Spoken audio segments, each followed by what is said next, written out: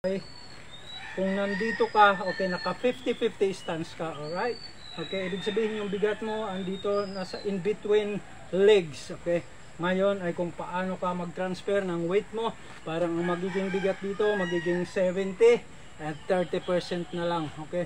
Huwag namang ganon, okay? Kasi off balance ka na nito, mahirap bumalik pag lahat ng bigat halos ay nasa harap. Okay, talagang makaka-counter ka, tatamaan ka. Okay, ganun ang mangyayari nun. Dapat at least 70.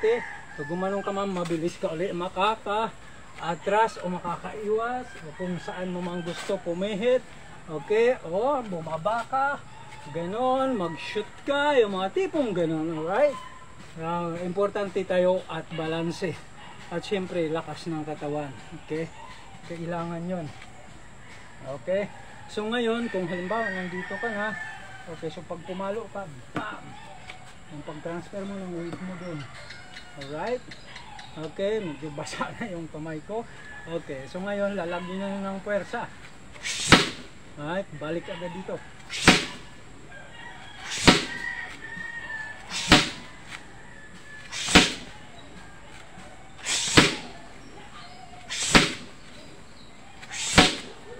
Yung kung mapapansin nyo, yung palo ko hindi talaga siya galing dito, dito lang siya.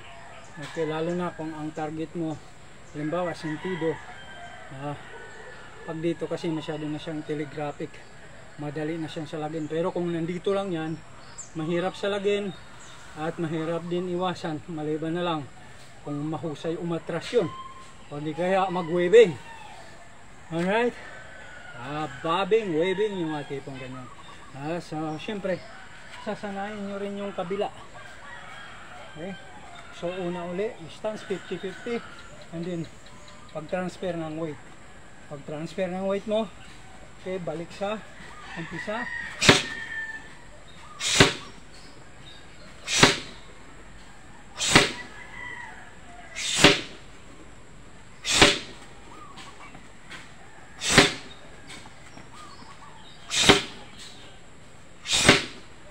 Ganun nyo lang yun sasanayin. So ibig sabihin, kahit anong klase ng palo na gusto nyo, yun yung magiging pundasyon ninyo, yung inyong tayo.